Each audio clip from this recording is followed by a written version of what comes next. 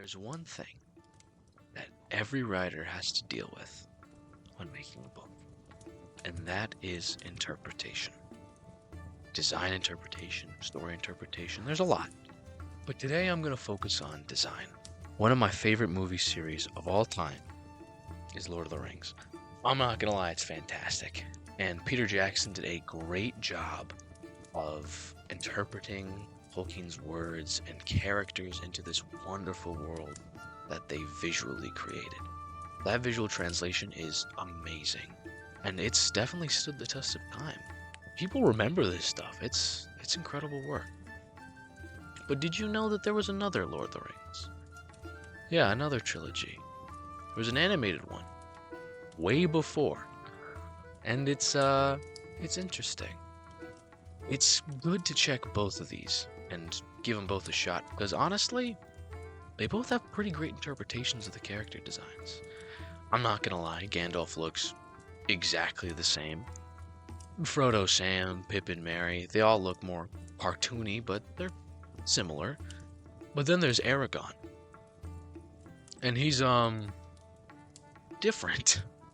He's less of this rugged rider with this sort of medieval suit design. He kind of almost looks like a centurion with this interesting cloak on his back, these sandals that he's wearing. He kind of has this weird Roman garb.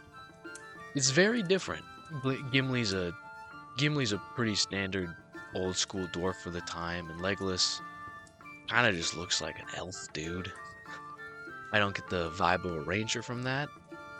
Those aren't the strongest character designs from the animated parts. But when you look at characters like Gollum, who's mainly seen as this weird, Gamal, odd creature that sort of slithers in the dark, this sort of bastardization of a hobbit form. He's like a fish in the animated series, which is pretty great, honestly. I love that interpretation. He's always described as this very aquatic thing. He rides across a boat in The Hobbit. It's great. I love that interpretation. He feeds off fish. He lives in dark, murky areas that are moist and wet and damp.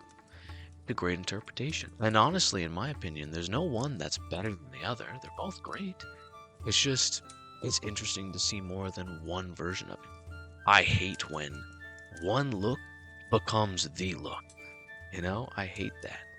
It's such a boring trend. Like, oh, Gollum looked like that in the movies? Well, he looks like that forever now. There's nothing new for him.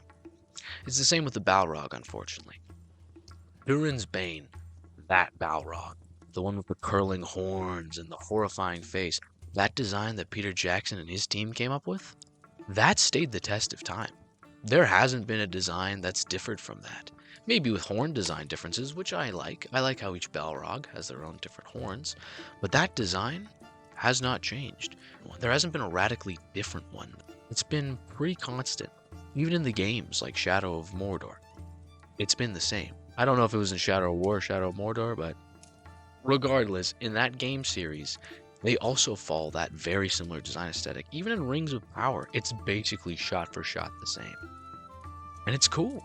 I like that. That's a good design. But I just wish there was more creative freedom with that. I'm not gonna lie. In the animated series, the Balrog just kind of looked like a dominatrix demon. It was like, I don't know. It just kind of seemed like generic fantasy. There wasn't anything that set it apart.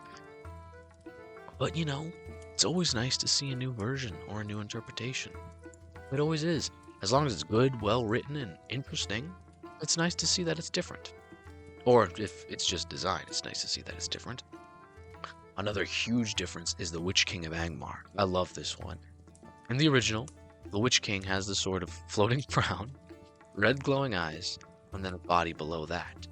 There isn't really anything that makes it look intimidating. He just kind of looks like the Invisible Man wearing a knight's costume.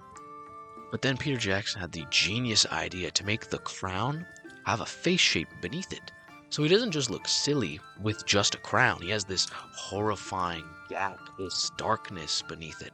And he has this sort of flap that goes down with these eye slits. So it looks like a helmet, a crown, and an empty visage below it. It's a great mixture of all three, getting a fantastic design out of such an interesting description for the character. and it's great. But it's fun to see the other one as well, and it's fun to respect both equally.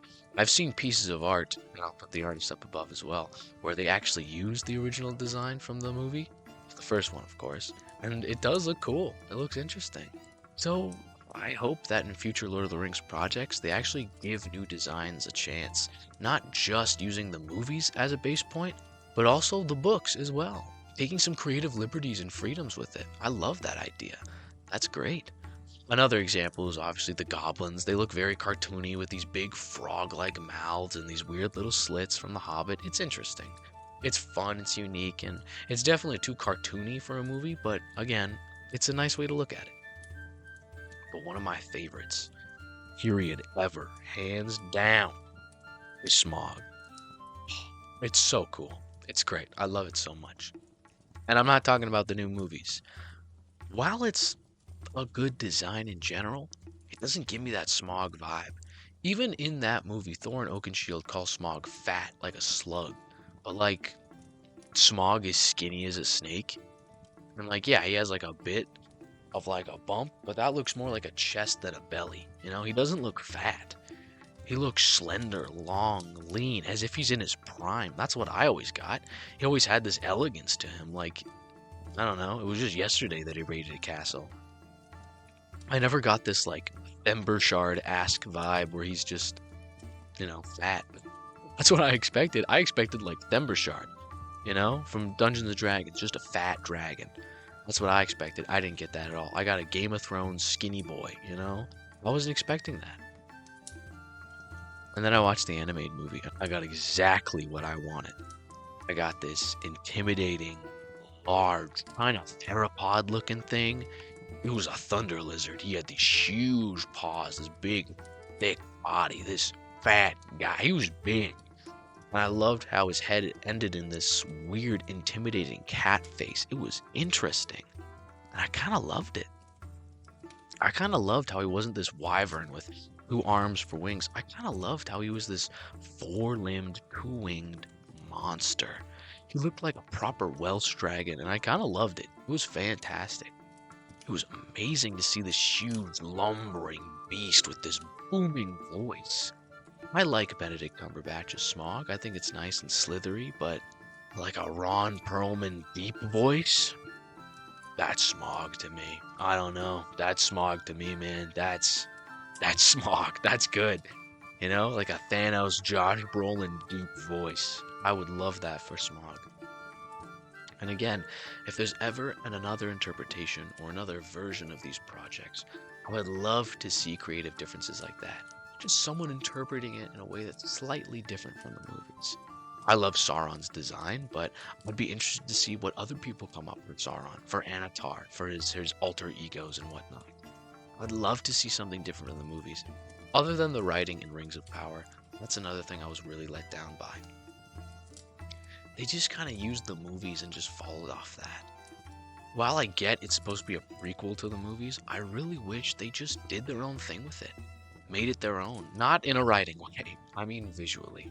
Did their own thing with it. Made it separate, apart, stand out from the movies. Go above and beyond. Do something new. It's hard to top the movies, but just do something of your own with it. Like for instance, as much as I don't even know if Damrond is in the books, I don't think he is, but if he is, cool. He looked cool. He was something different. It's a shame they killed him off instantly, but I liked him. He was cool. Would have been nice to see him, I don't know, beat the crap out of an Ent or something. That would have been neat. That would have been cool. I wish he just broke through the wall and actually stayed as a menacing force. They really built him up and just tore him down in like 10 seconds. That kind of sucks. But anyways, to finish off this rant, creative liberties when you're making book designs. Be faithful to the description, but do something new with it if you're doing a legacy project. Please. It makes it more interesting. It makes it more fun. And it's just a more enjoyable experience for everyone. In any case, that's all.